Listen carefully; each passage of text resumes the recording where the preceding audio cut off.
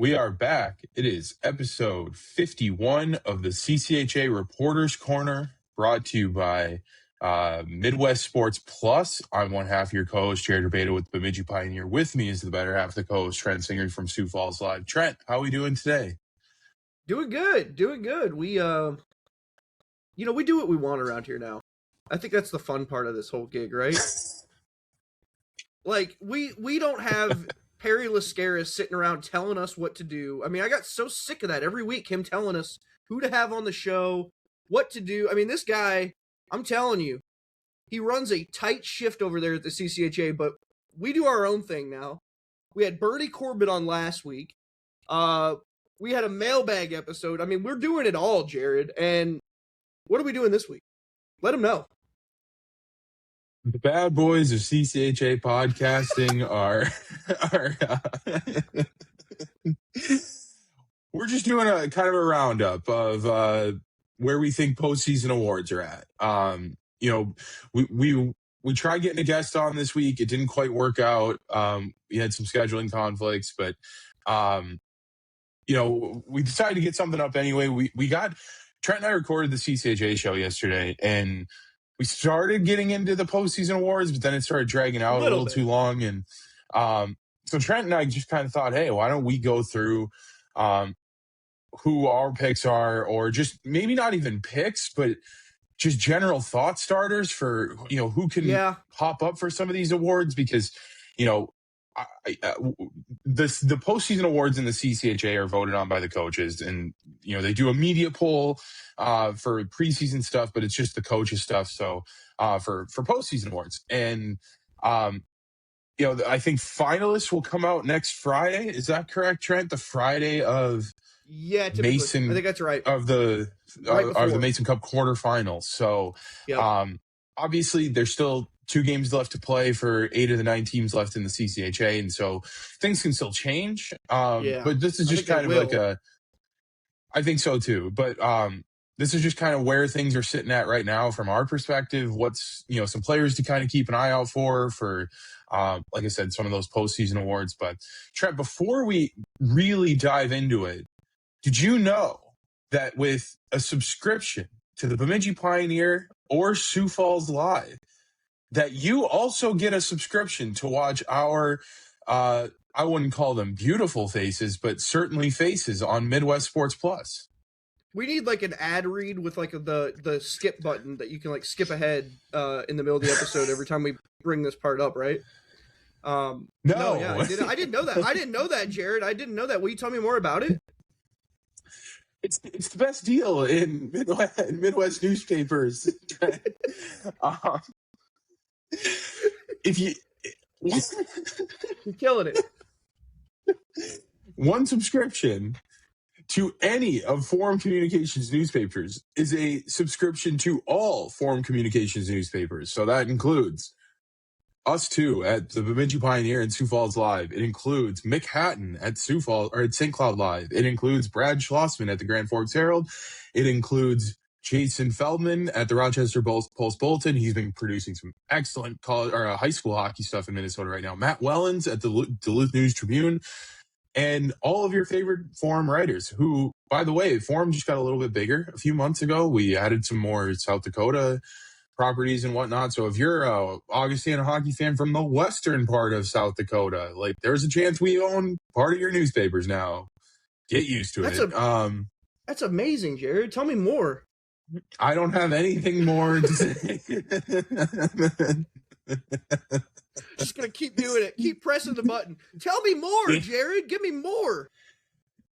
It is one of those things though where we don't advertise that enough. Of like, the amount of people who are like, I didn't know that because I subscribe to the Pioneer, I also get Schloss up in Grand Forks, and it's like, I hand up. That's on me. I probably should have told you that. So I'm trying to advertise it a little bit more.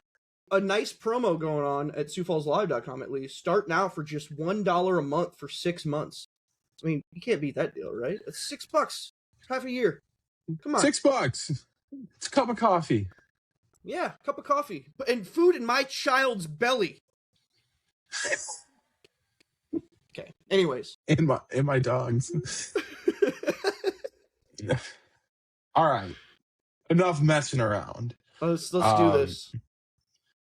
How do we want to do this? Do you want to start like should we like rotate and like you say the first one and then I'll, you know what I mean? Like we'll both like give our take. Yeah. I was just going to tee up to talk about the first one we got on the list, and we'll kind of go progressively into like lead up into player of the year and then the kind of the first team, second team, stuff like that. But we'll start with the CCHA Defensive Defenseman of the Year award, which is, to me, like, I think we're starting with a little bit of a guessing game here because it's, I think defensive defenseman is such a broad category for a lot of players. Like, will coaches weigh minutes played? Will they weigh blocked shots? Will they weigh penalty kills? Plus minus, stuff like that. Before you got on here, Jared, I was just having the conversation with Cordell about it. He didn't really understand what it meant, but I'm like, it's more of your truly defensive-minded defenseman, right? Like the player who's, I guess, not really necessarily stay at home, consistently, but can produce a little bit offensively, has a mix of the offense and but is much more, the kind of your cornerstone or bedrock defensively. Yeah, and I think we went through. I think we started going through last year's winners or finalists on the CCHA show, and it was a little bit more of like the two-way build archetype for defensemen with like Chase Pietla and Travis Shouty. And who was the third finalist? I can't remember who Perry brought up yesterday, but those were the finalist is the player that I have as my defensive defenseman of the year. It is Hayden Hennon. Yeah, Hayden Hennon was the other one, and I think those are traditionally like. When we think of those players, they are big time minutes eaters, and they play a lot of penalty kill minutes, but they also still find ways to factor in offensively too. So it's like defensive defenseman feels like kind of like under the same light as defensive forward award, where it's really like a two-way forward award. But Hayden Hennon feels like the right place to start, doesn't it, Trent? Yeah, I mean, that's who I picked. 8 assists in conference play. He's a +9 against conference teams. 48 block shots. First in the CCHA in time on ice. I believe he's 7th nationally. Still top 10 in the country in time on ice. Just over 25 minutes a game. I mean, we've talked about Hayden Hennon on this show. Just what his value, I think, for this team, and it can't be understated by any stretch. I mean, there really isn't a whole lot that you can really say to quantify what he means to this team defensively. They're a top 5 team in the country in scoring defense, and it starts with guys like Hayden Hennon. Truly does. And honestly, Owen Baumgartner, I think, is right up there if you look at time on ice. I mean, he's believe just under is it Connor McLennan? At Bemidji, who's eats up a bunch of minutes. Oh, Hudson Thornton, I'm sorry. Yeah, I think Hudson Thornton is 2nd in the conference in time on ice, and then you have Owen Baumgartner 3rd, and that might just be more so because I believe Owen had to leave a couple games early here over the last few weeks, and so it slipped a little bit. But that top D pairing, Baumgartner and Hennon. Baumgartner gets a lot of the points. Quarterbacks the power play a lot. Hayden Hennon, though, I mean, yeah, massive on the penalty kill. Super important to this team. I think one thing I that stood out to me last week watching them against St. Thomas. I mean, anytime they're on the back check, like the first guy back there, Hayden Hennon is just clogging it up, pushing it to the end walls, making it tough for the opposing offense to just get anything in front of the net. He just kind of flushes everything to the outside, and he's so fundamental in doing that too. I mean, I know you've gotten the chance to see him play. To me, he seems like a pretty clear-cut pick for me for this award. I know, I guess that could change here over the next week, but I really don't know. Obviously Augustana is done, and I think the body of work in conference play speaks for itself. I have another name that I'd throw up there, and he's actually Yeah. a Reporter's Corner veteran. But it's Bowling Green We love it. defenseman Breck McKinley. Yeah. I think it's really hard to tell which coaches kind of go off of which metrics for it, right? Like if block shots is a coach's determinant for, for this award, right? Like they go out there and they wear the most pucks. I'm not going to argue with it. It's, so some of them will probably value minutes played. Some of them will probably value, maybe like the deeper analytics of how they play. Like, I guess not even deeper analytics, but stuff like Corsi, like how many shot Corsi, yeah. attempts are you giving up compared to shot attempts your team is generating when you're on the ice? Expected goals against, stuff like that. I'll throw another name in there too, Mason Wheeler, a guy who we actually wanted to have on the show this week. I mean, he's the same mold in that sense. Yeah, but I want to kick it back to Breck McKinley because in a run, this is his minutes played in the second half since they wrapped up their series against Bemidji State. But even against Bemidji State, he played 20 minutes and 23 minutes. Against Notre Dame, it was 27 and a half minutes, 20 and a half minutes, 23 and a half minutes against St. Thomas, 25 and a half minutes against St. Thomas, 30 minutes and 40 seconds against Augustana, Wow. 24 minutes and 6 seconds against Augustana, 25 and a half minutes against Minnesota State, 26 minutes on the dot against Minnesota State.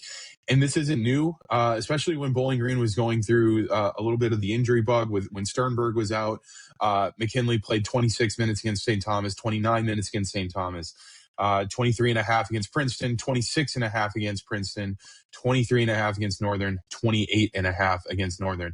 And it's not just, and granted, not that scoring matters as much for the Defensive Defenseman of the Year award, but he's also producing while eating a lot of these minutes. I think where the biggest indicator of Breck McKinley being a true contender for this award is his plus minus in all of these minutes is plus 15 with 23 and a half minutes per game played. So I don't know if I would give it to McKinley over Hayden Hennon, but I would certainly, like, if I was a coach, and I put a lot of consideration into McKinley. Mason Wheeler, though, is another great one. Like, not going to factor as much on the score sheet as McKinley, and probably Hennon. I know Hennon had a little bit of a slow start offensively to this season, but Hayden Hennon truly is one of the best defensemen in this league. And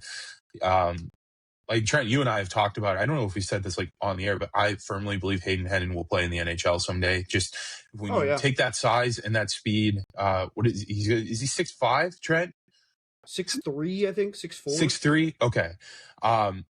Big kid, and he's right-handed, but he skates. I mean, the way Hennon can skate is just second to none for kids his size. So, Hennon and McKinley stick out. And then you start going into Mason Wheeler for me, and then I'd also throw out Tynan Ewart a little bit. Yep. I mean, talking about a guy who eats a lot of minutes at Northern Michigan, but he leads the league in block shots with 69. Yep. Now, granted, they give up a lot more shot attempts. Like, we get this a little bit sometimes with Bemidji State women's hockey, where they always have like someone in the top 5 in the country for block shots. It's because they give up way more shots than they take. But this is I think Northern Michigan. This might be a whole other episode, but I think they're juicing the block shots up there in Marquette. I really do. I've thought that for years. We'll get on to that. We'll get to that one in our conspiracy episode. A friend of the show too, Tynan Ewart. I mean, friend of the show. Another one, I would not be surprised at all to see his name in a finalist would be Evan Bushy at Lake State. Yeah, he's had a really, really good year for a defensive core that's struggled. I think he struggled mightily at times. Like even this past weekend, Lake State's on a little bit of a roll. We talked about it on the CCHA show, but their one problem is they give up a lot, and sometimes it's just a lot of chances because they have a great goalie back there in Rourke Appleby. But I mean, they gave up? I think it was 7 goals against Northern Michigan last weekend, and that's a little concerning. But the big bright spot in that D-core has been Evan Bushy this year, and so that's at least where my mind goes. I wonder if Jack Anderson will find his way into this conversation too, just in the same light of how Chase Pietola did last year, when I think Chase Pietola won the award and he was up for Defenseman of the Year. I mean, yeah, because Jack's producing, right, and same mold in a lot of ways, like, yeah. And the thing with Jack Anderson is, like, the Defensive Defenseman Award is probably where, at least in the first half, you'd say, okay, yeah, this is 100%. more of his lane. And he's just been arguably the best offensive player in the league for the entire second half. And so he really does kind of cast a shadow over what he does defensively and how good he is on that end of the ice. Another name I'll throw out is, just if we're trying to find like an obvious candidate for each school, Valtteri Pirinen for Ferris State. So a little funny thing about him, when they came up to Bemidji a couple weekends ago, at the start of a power play, Pirinen took a faceoff for Ferris State. Nobody was kicked out of the draw, and Tyler Christensen, the SID, and I were just dumbfounded that this mammoth of a defenseman is sitting there taking draws to start a penalty kill. And he ended up taking, I think, 4 or 5 of them throughout the weekend. And the rest of them after that one were after other guys got kicked out of draws on penalty kills. But this guy's got like 15 faceoffs in his bag. And, hey, faceoffs are like the number one determinant for CCHA defensive forward of the year. So maybe Pirinen should be in the list. But another guy that eats a ton of minutes. So, and then one more I'll throw out there. I don't think I'll get into the stats of these just because we have a lot more awards to go through. But Chase Cheslock, he's of course really the straw that stirs the drink for St. Thomas defensively. Campbell Sykos for Minnesota State. I think he's one of the most underrated players in this league. I've waxed poetic about him for show after show for the past 2 years. And yeah, those are the ones that stick out. I guess you could maybe throw like a bone to Mitch Wolf, but I don't know. I don't know if I'd put Mitch Wolf above anybody else that we've already mentioned. Yeah, no, I think that pretty much sums those up. But I will go with Breck McKinley. Yeah, just more so to just differ, so we don't have the same pick. But yeah. I really do feel like Breck McKinley's resume is as close to Hayden Hennon's for Defensive Defenseman of the Year. But let's go to Defensive Forward of the Year, where I think this one might be a little bit more clear cut. Where are you thinking for CCHA Defensive Forward of the Year, Trent? I'm going with Connor Milburn.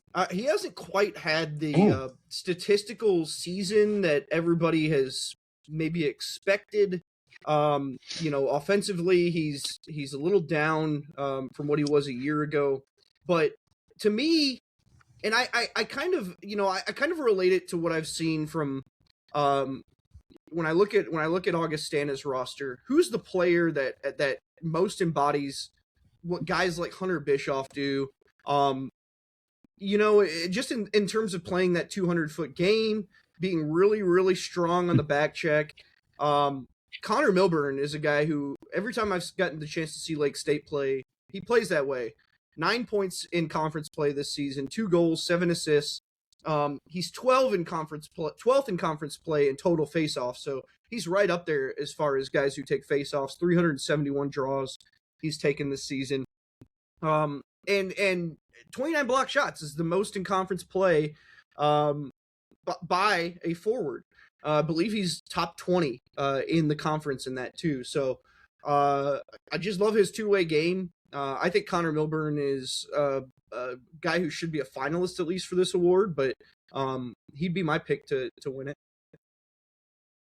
I'm going to go over to Houghton, Michigan, and throw Max Koska-Purdy at you. Of course.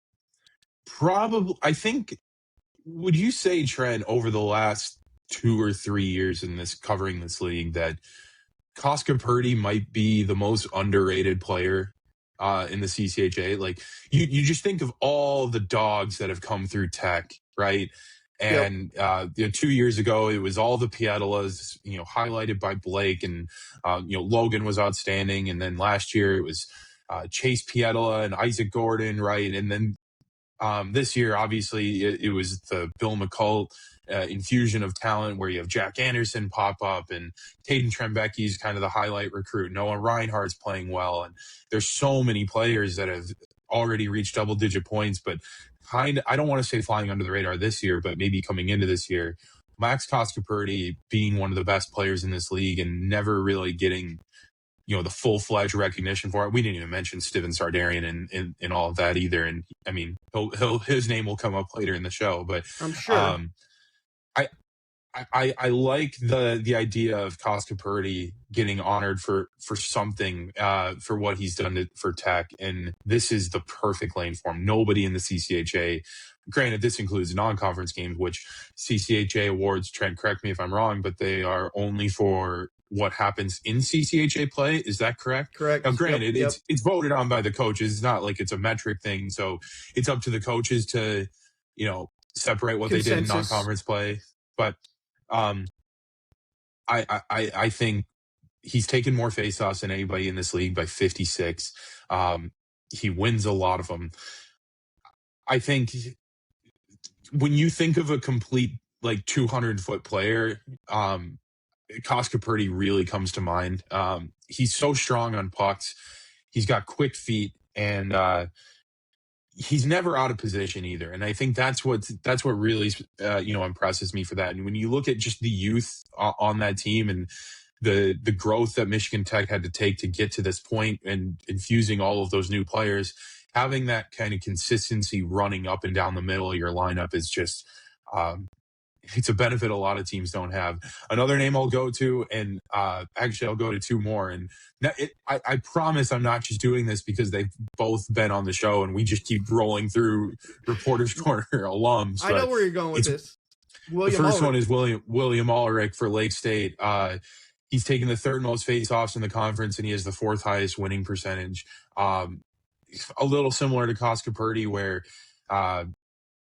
he factors in offensively, but I think he really makes his hay on both ends of the ice, but specifically in the neutral zone too, and never out of position. But I think what impresses me so much with Ulrich is he's not the biggest guy. And, when we look at the kind of mold that wins these awards, it's usually the guys that have no issue getting into the corners and winning a tough puck battle against a mean CCHA defenseman. And William Ulrich fits that mold despite, him not being the biggest, strongest, tallest kind of kid. And so I think if you're trying to find an MVP for Lake State, it's going to start with Rourke Appleby. But William Ulrich definitely deserves to be in that equation, and just a heck of a find for Damon Witten and his, in last year's recruiting class, because he's just a sophomore that came out of the Null that they plucked from Sweden, and that was cool. And then the other one that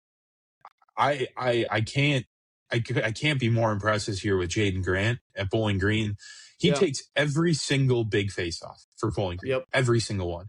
You need a D-zone draw to close out 5 minutes left, and you're on the penalty kill. Jaden Grant's taking that draw. Jaden Grant, you're down a goal starting the third period against Ohio State.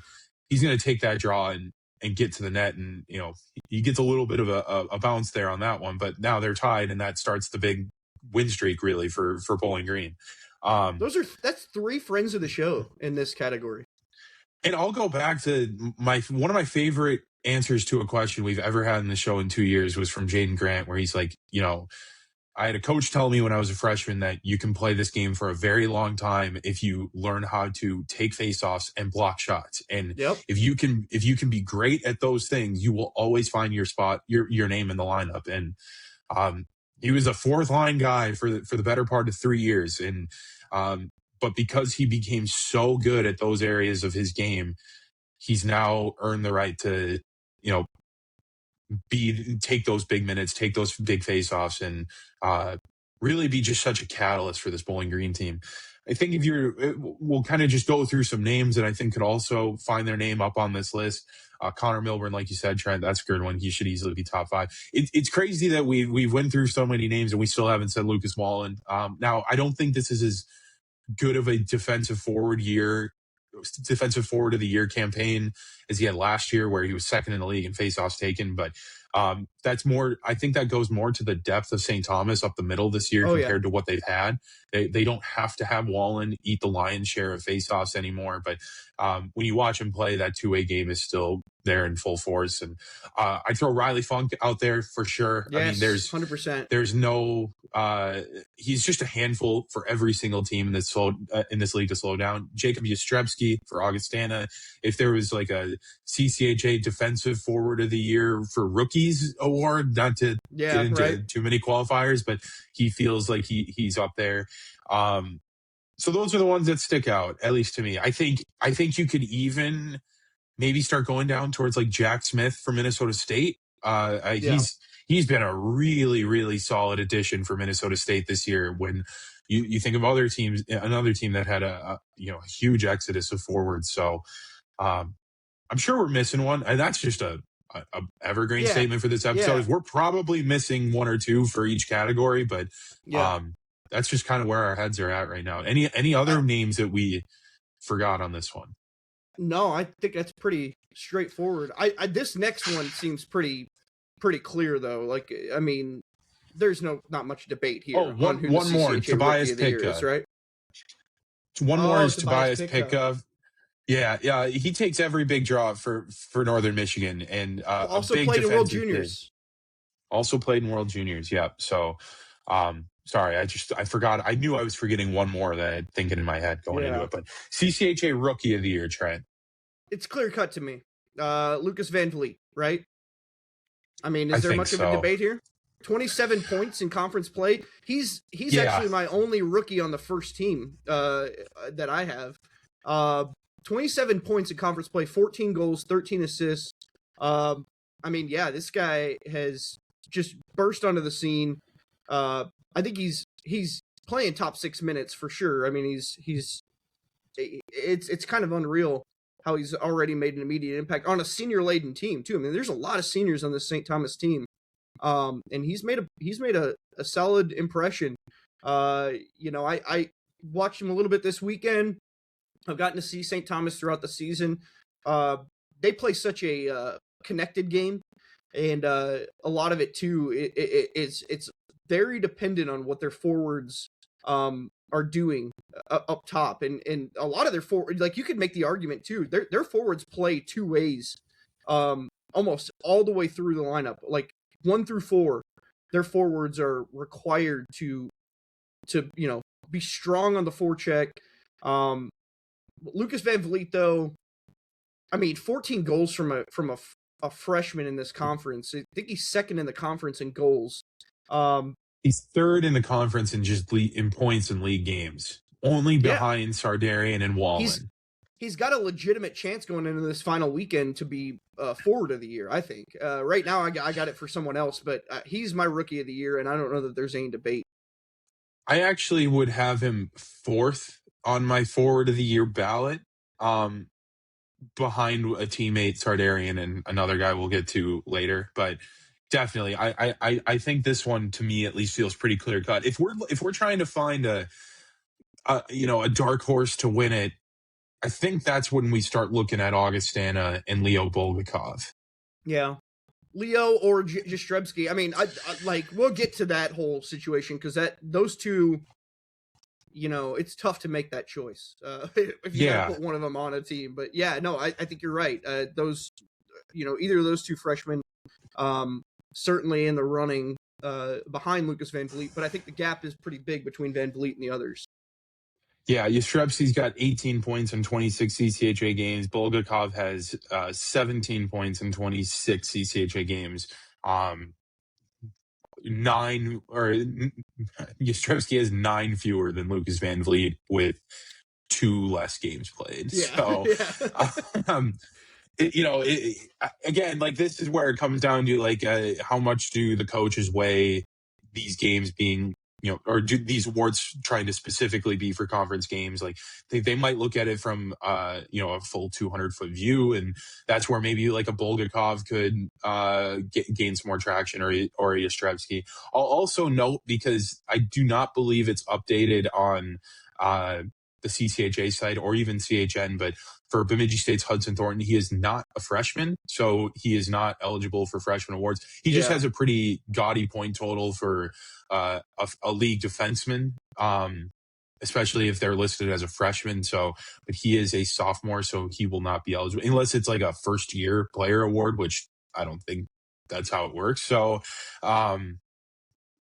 I just don't see how it could be anybody other than Lucas Vamsley. And he is the best freshman in this league. He is the most talented. And, there's a reason why he was drafted by Vegas. So, well, there's another win for Jared, because you would not shut up about this freshman class coming into the season. And here you are now, just relishing in your big dub there. Yeah, you can't slow down this brain. That's for sure. So except for other time. Defenseman of the year. Yeah, so this is a little contentious. Really? Okay, let's get into it. I'm gonna give it to Evan Murr. 19 points on 5 goals and 14 assists. He wasn't Defenseman of the Year last year, I believe, right? Chase Pietila won this award last year, if I remember believe correctly. It was Chase Pietila, but did Murr win it 2 years ago as a rookie?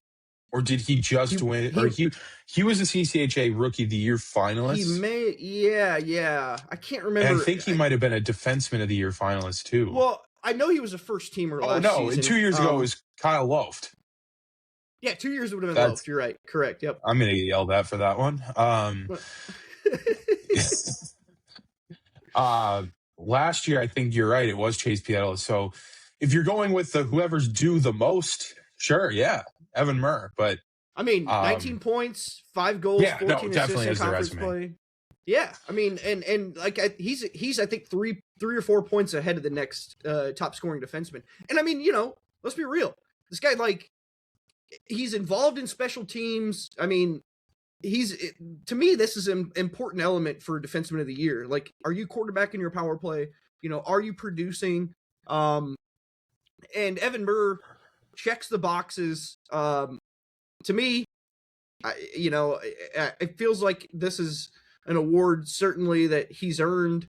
And if you look even over the body of work over his entire career, this guy's been doing it since he got into this league.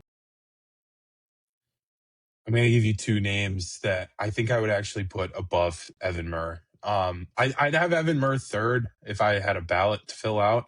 The first is Jack Anderson. I don't know if Michigan Tech is sitting in a spot. I know they're not sitting in a spot to clinch home ice or to clinch the MacNaughton Cup this weekend without him. I don't know if they're in home ice without him. Like, that's how important he's been in the second half. You wonder if maybe, like, just, I don't want to say slow, because it wasn't slow. He was like a point every 3 games in the first half. But if his first half is maybe going to cost him just in this awards category, how much does he care about the awards? Who knows? But the other one would be Brett McKinley again. He's only 1 point behind Evan Murr for points in conference play with 18 and 24 games. Murr has 19 and 24 games. I thought he had Jack like a Anderson 4-point lead on that. No, he has a 4-point lead over Jack Anderson. Yep, you're right. So McKinley and Murr are kind of similar players in the fact that they are the big minutes eaters. They get time on special teams. They are obviously outstanding offensively, but obviously they take care of business on the defensive end of the ice too. Not dissimilar from Jack Anderson as well. So I'm curious as to how much coaches weigh the team's overall defensive success too, because if that comes into play here, Minnesota State's going to get the edge, right? Yeah, but you'd almost wonder, because of how good they are defensively, that Murr has a little bit more help around him.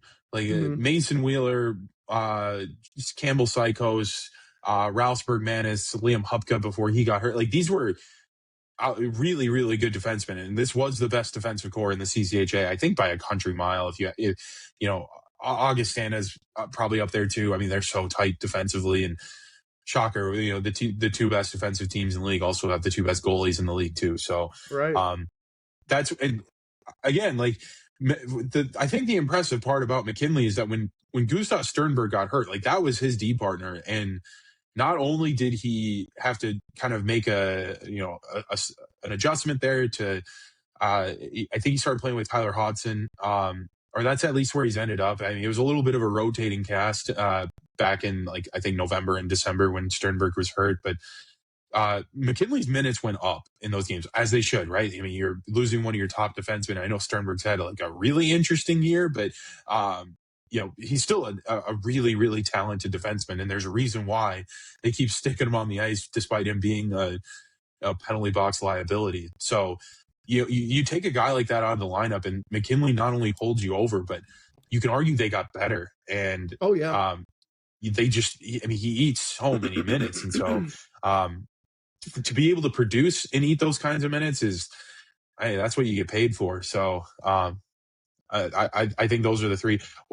What other names would you start to throw in the list for defenseman of the year, just for like the dark horses to maybe find themselves on the ballot? I do think it will come down to one of those three, but if there's a name on the list that we haven't thought of, where does your mind go? Well, I mean, I think we've kind of hit the main ones.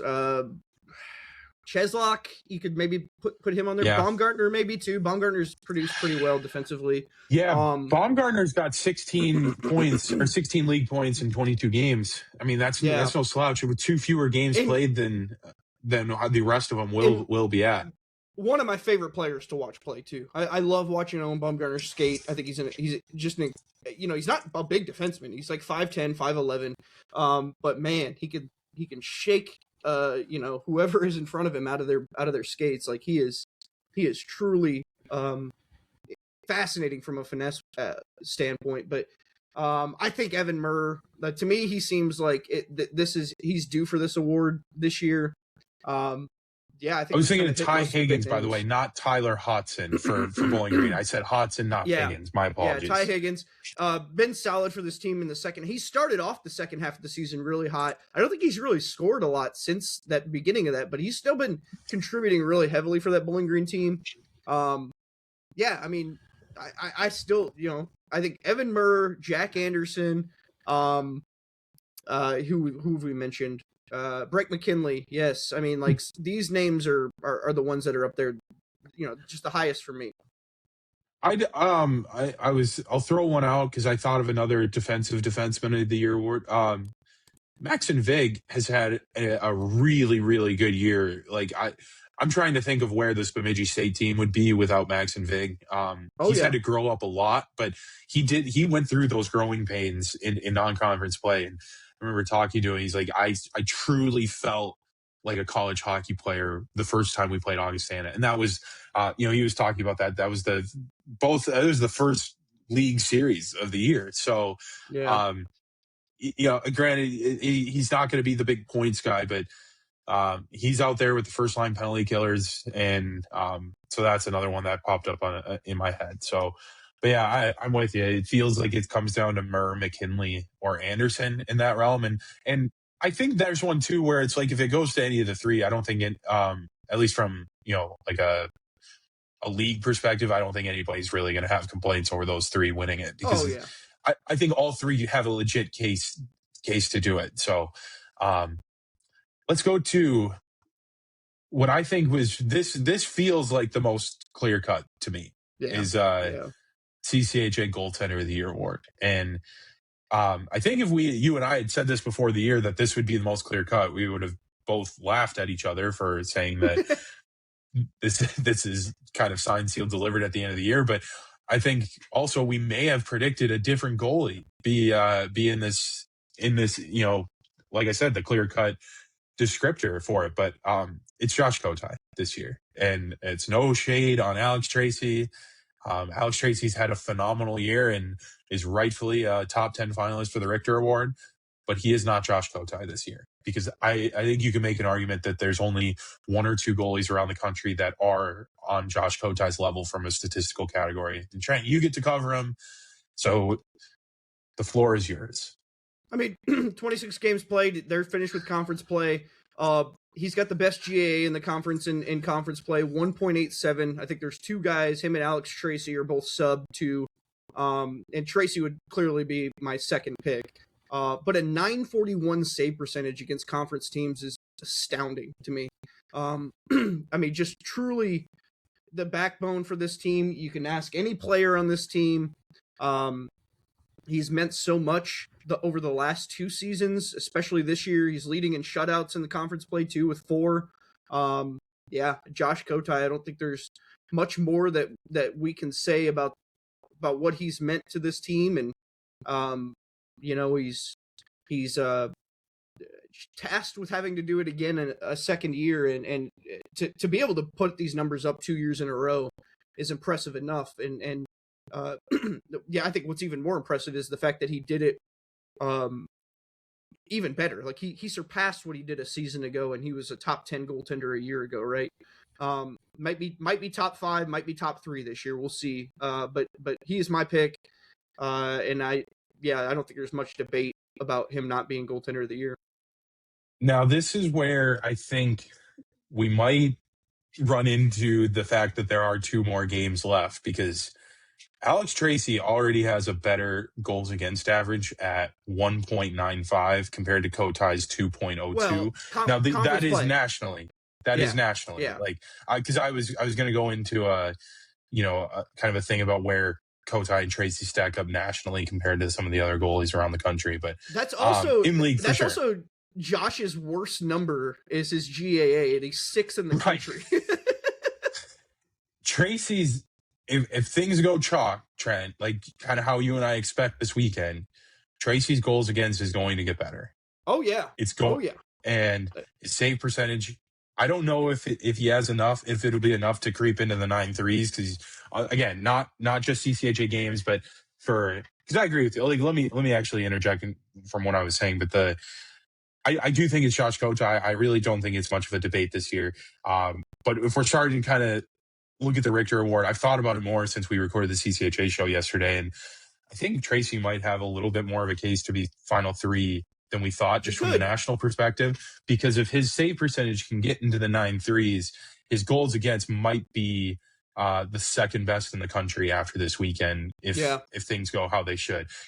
Nobody's going to have a better goals against than Nick Bevilacqua from Bentley. He's at a 1.54 in 22 games played. That is disgusting. That is absolutely disgusting. He's also got a 940 save percent. Problem for Bevilacqua is he doesn't have the games played to kind of usurp Tracy, Kotai, Augustine, or Zucker. Also, Jan Spunar is probably going to find a way into this conversation as well for North Dakota. He doesn't have the save percentage, but at .919, but a 187 goals against average for the number 3 team in the country is certainly no slouch. And he's also played only 19 games too. So I think Tracy is, it felt like last year was like kind of the big push for him to get like all the national recognition. Obviously he was like a top 10 Hobie finalist. He was a top 3 Richter finalist. I think he finished second in the Richter voting. But it feels like Josh Kotai's time, especially with, Augustine is a very good defensive team, but I don't think Kotai has the support around him that Tracy does at Minnesota State. I don't think there's many teams in the country that do. Like, it's just, when you pair those top 4 defensemen in this league, and you kind of do it comparatively around the rest of college hockey, I just don't know if there's a better core group on the back end than that defensive core and that goaltender for Minnesota State. And so the fact that Kotai's kind of put himself even above Tracy without that specific support system, and again, that's no slouch to Augustana when you have Hayden Hennon and Owen Baumgartner and you go down the list, right? But that's what's so impressive to me, is that Kotai found a way to raise his game another level, which, Trent, did you think that was like possible before this year? Because I certainly didn't. I mean, I certainly didn't think it was impossible, but I knew that it was going to be a challenge. I mean, it's to repeat the numbers that he had last season, it's not easy. I think one thing that does help took him a step forward. Well, 100%. And the main thing that helps him though is that they did bring they didn't lose. They lost Evan McIntyre on their blue line. That was pretty much the only big loss defensively. If I'm remembering right, I'm pretty sure it was just McIntyre. I think the guys who have stepped in, Landon Fandel has looked outstanding on that blue line. Samo Maritati, Max Chakrabarty. I mean, these are all three of those guys are new, and they've given him pretty solid support. But I still go back to that quote that Rabs had a couple weeks ago, where he said, "If you want to be a premier college goaltender in college or whatever, premier goaltender in college hockey, come to Augustana because we're going to give you bonus shots." So it's impressive. His resume, his goals saved above expected is 4 better than the next goaltender in the country. I mean, he sees a ton of shots, and stands there for all of them. So I think Kotai right now, but I'm 100% with you. One big weekend from Alex Tracy, and we could have a whole different conversation about this award. It really does kind of feel like it has to be 2 shutouts from just the league award perspective, right? Like, and you would vault him in shutouts. He's 3 right now, and so he would have 5 right if they. Yep. So I think doable. I think doable though. I'm not like very doable when you look at the schedule this week. Very doable, but I think the fun part of the goalie of the year conversation is which of the other 7 starting goalies in this league is going to get the 3rd spot on that ballot, like on the finalist graphic. Although now that I think about it, like. Does it come down to 2 goalies, like for you, like it does for me, or probably is it Appleby and Young Ashton, or does Bartoskevich enter the conversation? I would okay. I would go Steinman. In conference play, he hasn't played nearly as many games, but Young Ashton, Steinman's played more conference games than Young Ashton. Yes, 3 more games, I believe. I would go Steinman and Young Ashton. And that's just what's tough about this award in this conference, man, is like, and I know, like, I don't, that's the hard part is Owen Bartoskevich has played every minute in goal from Michigan Tech. So, how does that weigh in? The numbers are still better from both Steinman and Young Ashton, though, but the numbers are more inflated when you played more. Allow me to make the argument for Rourke Appleby to be the 3rd goalie. He's only 0.06 in save percentage behind Jacob Steinman with 9 more games played on a far worse defensive team. I think that Lake State without Rourke Appleby is maybe fighting with Northern Michigan this weekend to make the playoffs. Like Rourke Appleby, what's the gap between Lake State and Northern? I think it's 17 points. Like, is Rourke Appleby worth 15 to 17 points? I don't know. Like, that seems like a stretch to say that, they're below Northern, but is Northern within, striking distance of Lake State, or, if Lake State doesn't have Rourke Appleby this year, because they tried a tandem at the beginning of the year, and they have a very accomplished goalie they took out of Saginaw and Andrew Oakey, and it's, he's a freshman. I just don't think it clicked right away for him, just as it does for a lot of freshmen in a lot of positions in this league. College hockey is a big step up from the OHL, and some kids get it right away, and some kids it just takes a little bit more. But, for Rourke Appleby to not only win that goalie competition, but also still put up the numbers he does while facing the shots he gives up, or while facing the shots his team gives up, with the lack of support around him, it would take the coaches going beyond the, just kind of the stats of it all. But I would really, really like to see Rourke Appleby as the 3rd best goalie on this, as honored as the 3rd best goalie in this season, because I truly believe he has.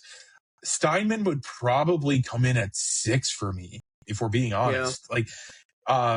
And it's he's got the 2nd best save percentage in this league. And you kind of wonder, Trent, if they're going to end up just going with it would have been nice to see Steinman be able to finish the year. Like if he's truly out for the year, right? Like, give him a 2 extra weekends to make this push, because he didn't play last weekend and he would have played this weekend against Tech. Those are big games, right? Like dude, when it comes to coaches voting on awards, like, if Steinman can put forth 2 big games against those teams and get Bowling Green home ice or keep them in contention for the MacNaughton Cup, like, in the coach's minds, I feel like that would go further than just, oh, my save percentage was 0.05 higher than, this other goalie. Like, I just don't think I think the coaches will weigh the big game of it all. And so, I think what's crazy is we're talking about like goalies with 2.09 GAA, 2.19, 2.26. Yeah. These are insane numbers, man. Like, it's just we're picking hairs here, or whatever the hell the phrase is. And the other stat for Rourke Appleby is that he has the third most saves in the league. And granted, that is literally just a counting stat. But in 3 fewer games than Josh Kotai, he's only about 130-ish behind, 129 saves behind him. Yeah. Which, let's roll on. Let's transition. Because it is Kotai. Yeah. CCHA Forward of the Year. I mean, this is going to be one that I think is still up for debate here over this final weekend. I'm going to give it right now to Steven Sardarian. 31 points, 10 goals, 21 assists in conference play, with another weekend still to go against Bowling Green this weekend at home. Hasn't played too. I mean, like he missed a few games here over the past few weeks, and still has that 4-point gap over the next highest guy forward in points. He produces so much. He's such a good setup guy. He's my pick right now. This, like I said, this could change. I got a few guys in the race here for this. Lucas Wallen is another one, right up there with him. Van Vliet is in the running for Forward of the Year. Koskapirti, we've mentioned him. Oliver Peer, I believe, leads in goals right now. He's up there as well. And Alex Gaffney, he's another guy who I would consider too. 11 goals in conference play for him. So, Sardarian's mine right now. I think he's mine too. And I really think this is a 3-player race. And this is why I kind of lean Koskapirti for Defensive Forward of the Year award. And I think that there are at least 2 other forwards that are probably more suited for the Forward of the Year award. The other one's Lucas Wallen, probably the most invaluable player, or the most valuable player in this league, just from like how much they mean to their team. Like you can't have a conversation with a St. Thomas player before they start talking about Lucas Wallen. So, I love what Nathan Pilling has said about him, where he's like, he drives the bus for us. I love that phrasing because it's so evident when you watch them play, like really like Wallen does. And I think what's so impressive about Wallen to me is I'm fairly certain Rebs said that exact same quote about Lucas Wallen. Is he watching the show? The thing about Wallen too is like, now granted it's more just how it looks on the line chart, but he's routinely slotted on St. Thomas's fourth line. And, to me, that's more of like the egos are checked at the door around St. Thomas, right? Like, that could spur a senior a little bit that, hey, you're looking at a line chart, you're sitting down there at fourth, but he trusts that he's going to get his minutes. They trust that he's going to make the most of those minutes. And, he's putting up a heck of a campaign to win this award. I don't know if it's enough to beat Sardarian. And then the other one I would go with is Oliver Peer. I think what'll help Oliver Peer in this is that you look at the support around him again. And, when Adam Flamang gets hurt and Oliver Peer has 3 points in back-to-back games in those games, and then he goes down and scores the winning goal against Minnesota State. He's got one more weekend to kind of give a real push for it. But Oliver Peer does lead the league in goals. He's 15 in CCHA play. But before last weekend, now I'm kind of actively looking to check the goals race. But before last weekend, there were only 6 players in the entire country that had more goals than Oliver Peer this year. Now it's up to, I believe, 11, and Lucas Wallen is the only CCHA player with more goals. Again, that includes non-conference games as well. But he's at 19. Peer's at 18. Peer's tied for 12th in the country. Nobody's going to catch Hayden Stavroff from Dartmouth. He's at 26 goals, a sophomore with 26 goals in 28 games, and then Ethan Wittenbach and Max Plant. Ethan Wittenbach's number 2 in the country in goals, number 1 in assists. So yes, look out. He's a Hobie guy. It's ridiculous. But why, the reason why I give it to Sardarian is he's tied for third in the nation in goals or in assists. He has 30 assists. And like you said, Trent, he got dinged up and he had to miss a few games. And I think, you kind of saw how important he is to the equation when he's not in the lineup. And so also, that's where I go. Averaging 1.4 points per game. The next highest is Van Vliet and Wallen at 1.7 and 1.13 in conference play. Right. Yeah. And that's where, probably Van Vliet enters the equation too. I don't know if he'll have enough to be in the top three. It just kind of comes down to, what the coaches value for stuff like this. Can we give him rookie of the year and then still vote him for forward of the year stuff? Right. But, I think if they spread the love a little bit, Oliver Pierre is probably the name that comes up. Koska Purdy definitely should be in the running for this as well. He's fifth in points per game in league play with 1.04. We got to throw some Bowling Green names out here, though, because I think Quinn Emerson probably deserves to have his name in the conversation. Yeah. Yep. I don't know if it's enough to be a finalist, but every single weekend, this kid has a big point. Every single weekend. And it's not just, 3 points against, Ferris this weekend. It's, hey, they were down a goal. They won in regulation, and Quinn Emerson had a secondary assist on the tying goal, and he scored the winning goal. That's just his game. And he's a big game player. I think, Tyler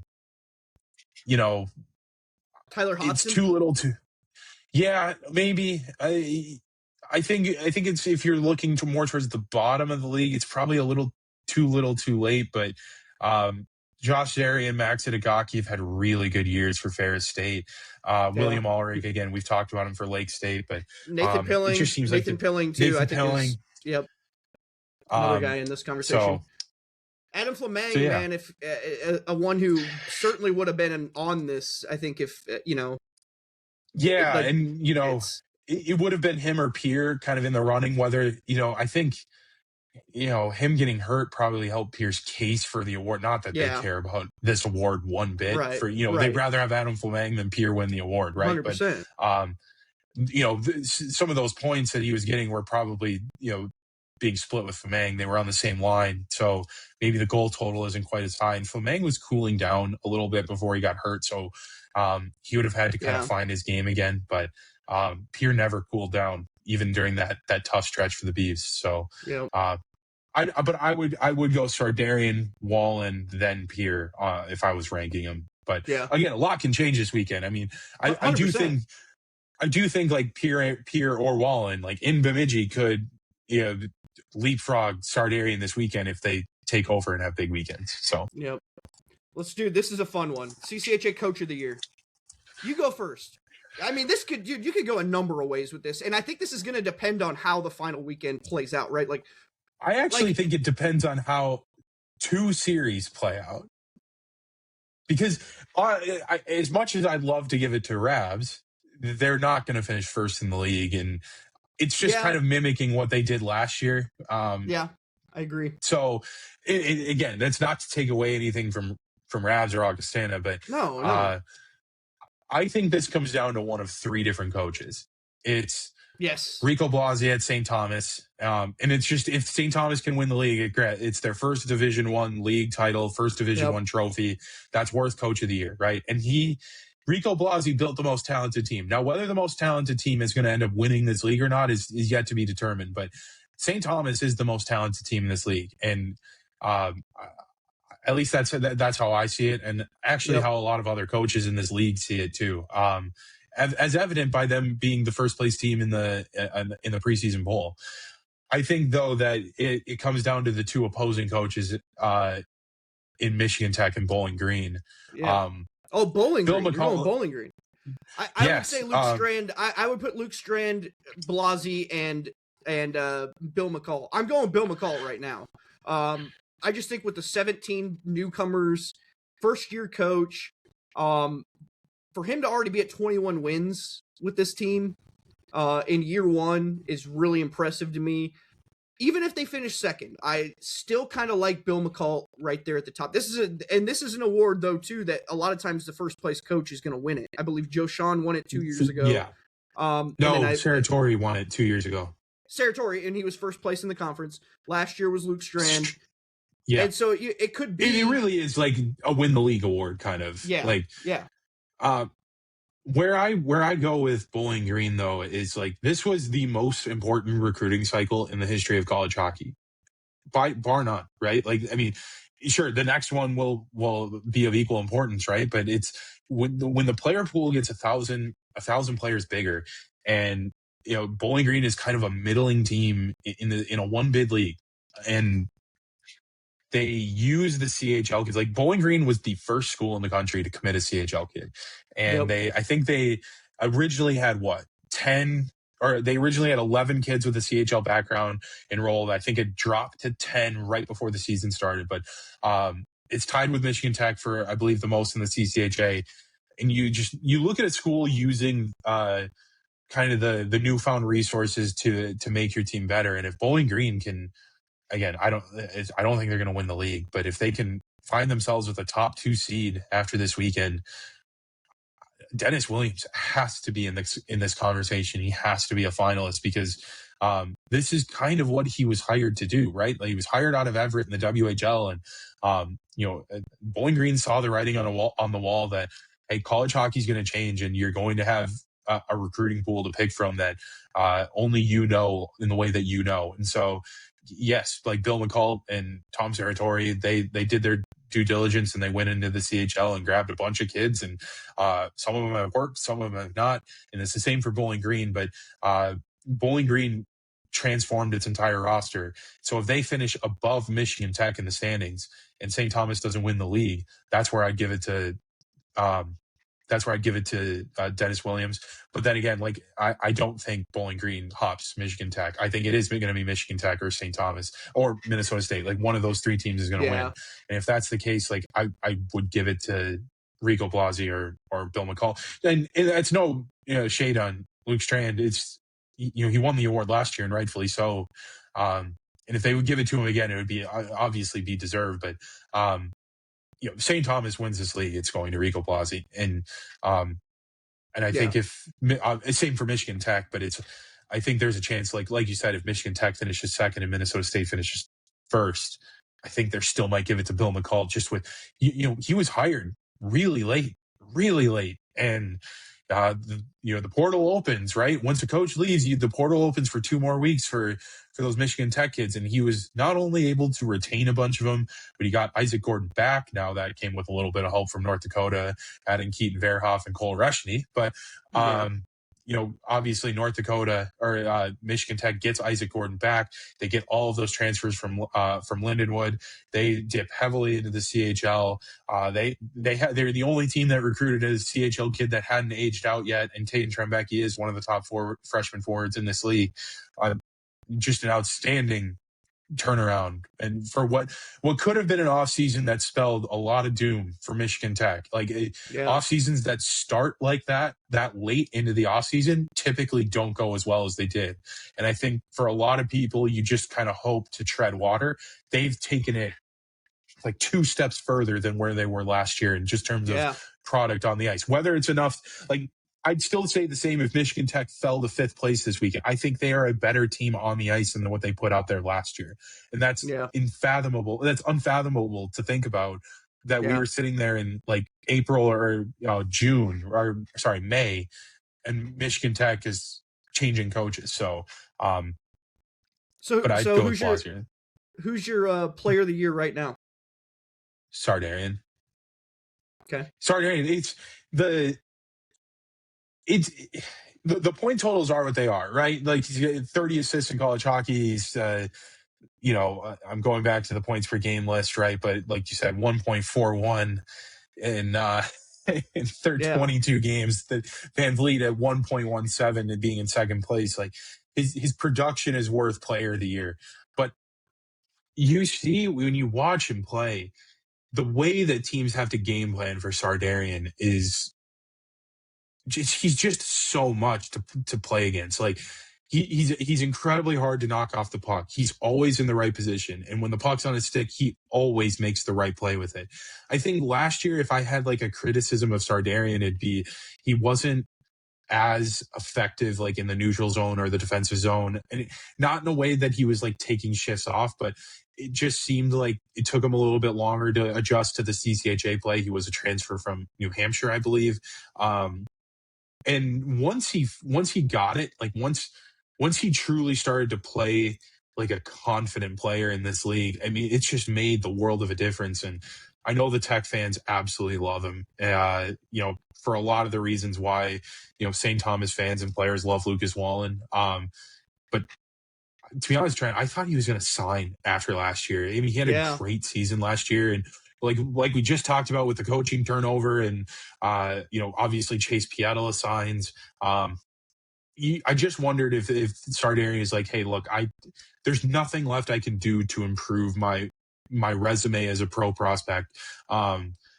And yet he came back this year and shoved it right down my throat. So I go with Sardarian. I think he is the most valuable player in this league to any team. Wallen is a close second. To me, it's between those two. But that's where I go. And then I'd probably have Kotai third. Like maybe I'd actually probably have Kotai second, if I'm being honest. I got Kotai first. And I'll give you my criteria. The last couple of years that I've seen this award, it's gone to Sam Morton, and then last year it went to Alex Tracy. I think the thing that binds those two together the most, and this is still to be decided, like Alex Tracy could have a huge weekend, and then this could be a whole different conversation too. But what to me determines those two and sets those two apart, they were the best player in the conference on a national level. And if you look at this conference, who's the best player that stands out nationally? I know that Sardarian's up there. I think he's third in assists. He's nowhere really kind of near where a forward would need to be on a national level to stand out. Sam Morton had the numbers to be up there. I think he was top 10 in like multiple categories. Kotai's top 6 in everything. I mean, you can't find a metric where he's not elite in the country coming out of this conference. It's going to be tough though. If Augustana, finishes 3rd, 4th in this conference, it's hard to make the argument. And if Michigan Tech wins it, you got to go with a player from Michigan Tech, right? Same with St. Thomas. I mean, this could be one of those awards too, where it's the best team. You can't really say that's the case though, because 2 years ago, Sam Morton won this award for Player of the Year, and I believe Minnesota State was a 3 or 4 seed in the CCHA playoffs. So, it's not necessarily given to. They were the 4 that year when Morton won it. Yeah, they were the 4. And so it's not really necessarily given to the best player on the best team. That would have been Kyle Loaf that year, right? Or it would have been Eric Polkamp, or Matthias Scholl. Leighton Road, yep, monster season. And he was a first teamer that year too. So yeah, I think I'm going Kotai right now. Like I said though, this one could change 100%. Should we run through these teams quickly? The first team, second team, all rookie team? Yeah, let's just skip second team. I don't care about second team as much. Let's just do first team and rookie team. I'll go first. I'll go with Sardarian, Wallen, and Peer for forwards. Just a quick rundown: Sardarian, Michigan Tech; Lucas Wallen, St. Thomas, all for Peer, Bemidji State. Defenseman, I go with Breck McKinley, Bowling Green; Evan Murr, Minnesota State. Although I might backtrack on Murr, but that's just me. And then goalie is Kotai. With Anderson, you're looking at Anderson, aren't you? Yeah. It's tough. It's hard to knock out Murr because leading in points. I mean, it's hard. Yeah, I'm very confident that Breck McKinley should be on the CCHA first team. Like I will switch it. I will go Anderson over Murr. I will. Sorry. Go ahead. I've got Breck McKinley on my second team. I'm going Murr and Anderson as my defensemen. I got Sardarian, Wallen, and Van Vliet are my 3 forwards, and then obviously Josh Kotai for goalie. So just for funsies, would say that just for there's funsies, 3 on the first team that are pretty locked in there with Sardarian, Wallen, and Kotai, right? Like those are the 3 that we should absolutely expect on that list. I think the rest of them that's up for debate. No, I think that's still up for debate. Okay. I think Murr will be a lock. And if he's not, it's like, I kind of get it, right? Like Anderson's meant so much in the second half of the season. And then Brett McKinley has the numbers. I mean, he has 18 points. It's hard for me to not have him on my first team, but I go Brett McKinley or Jack Anderson are my two trying to decide there for first team. I've got McKinley on my second team, Alex Gaffney, Koskapirti, and Peer, my second teamers. And then I've got Cheslak as another second teamer, and then Alex Tracy. We'd have similar ones where I think you'd flip Peer and Van Vliet for me. Like Van Vliet's on my second team. Gaffney's absolutely on my second team, and so is Koskapirti. Then I'd probably put Murr and maybe Baumgartner as the second team defenseman. Like I've debated him or Cheslak in this at that spot, but I went with Cheslak. I think just Cheslak so has many more Tommies. points. It's just so many Tommies. Well, they're and also then obviously Tracy. Yeah, they're also really good. So. They're good, and they're one of the top. I believe they're still top 5 offensive. Well, I don't know. After last weekend, they may not be top 5 offensively. They were top. They're got to be top 10 offensively in the country, and they lead the conference in points per game. So they're going to produce, and you're going to get a lot of them on there. Also going to be they're probably a home ice team. I think all they need is like a point this weekend, and they clinch home ice. All rookie team. Bees might have something to say about it. We'll see. Obviously, Van Vliet and Van Vliet's the obvious one. I think Young Ashen is the obvious goalie pick. I got Steinman. Really? Okay.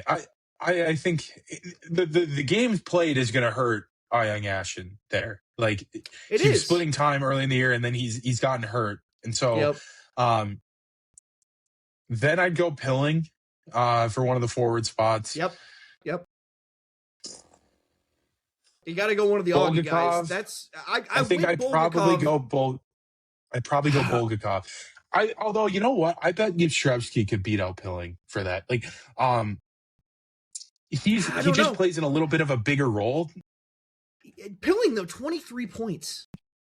Yeah, I mean, you can't leave a 23-point guy off that team. You can't. I go Van Vliet, Pilling, Bulgakov, and I had to decide between Bulgakov and Yastrzemski for the third forward spot, and that's a tough decision. I'd probably go with the same. Because Yastrzemski's played top 6 minutes all season. Bulgakov has been slotted down to the third line from time to time. I believe he's been a healthy scratch in a couple games, but he's still scoring, and the goals mean so much. I give him the edge in goals. He's the single season leader now at Augustana with his 15 goals this season.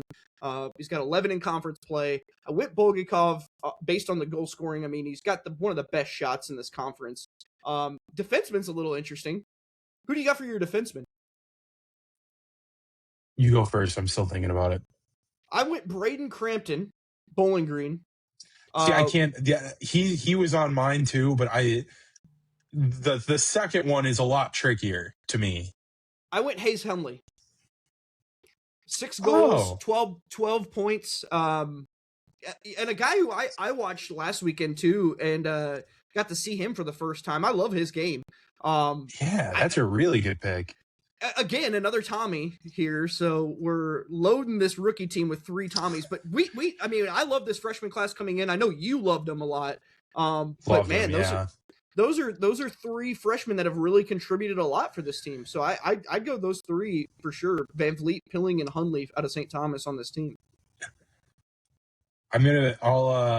I'll make the Bees fans happy. I really do think Max and Vig deserve some love for the season he's had. It's been such a tough season defensively for Bemidji State, but he has been one of the biggest bright spots. I mean, he gets better every single game. He eats a ton. He eats more and more minutes every game. The points aren't going to be there to be on the all rookie team. I don't think like you said, Hayes Hunley is going to dog walk him in the points category, but Vig's also not out there for points. Like that's not his game. His power play minutes have been few and far between, but he plays a lot of penalty kill minutes, and they've taken more penalties this year than they have in previous seasons. So I'll throw Vig on the list. I do think he is one of the best freshmen in this league, and I don't expect him to be on that list. But if it's not a points award, right? Like if it doesn't just come down to points, I think he'll have a shot. Yeah. So Well, I think that's it, Trent. I mean, we tried to keep it brief and we went for over an hour. Yeah, you know how we do. A fun weekend though coming up, man. There's some awesome series in this conference in this final weekend. Everything's still in play. I mean, right? The only thing we know is Augustana is a home ice team. Outside of that, it's anybody's game. No, we so don't. It's literally nothing else is clinched in the league except nothing. one home ice spot, which is fascinating. Even Northern Michigan has a shot.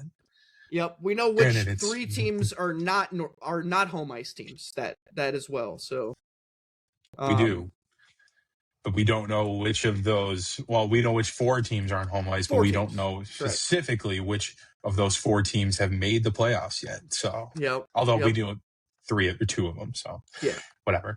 All right. Once again, thank you for tuning in to this week's show, and thank you to our producer, Cordell Wright. To watch the show and to see clips and highlights from this episode, head on over to Midwest Sports Plus, the home of the CCHA Reporters Corner.